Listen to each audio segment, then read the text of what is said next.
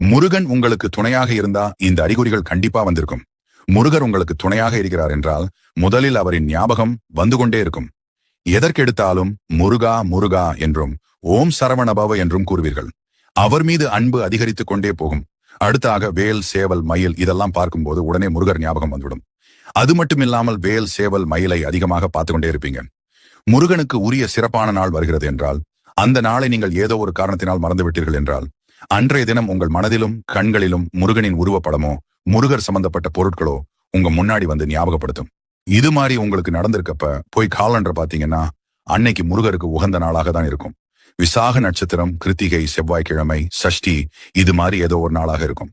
நீங்க ஒரு கஷ்டத்துல இருக்கும்போது உங்களுக்கு உதவி செய்ய ஒருத்தவங்க வருவாங்க.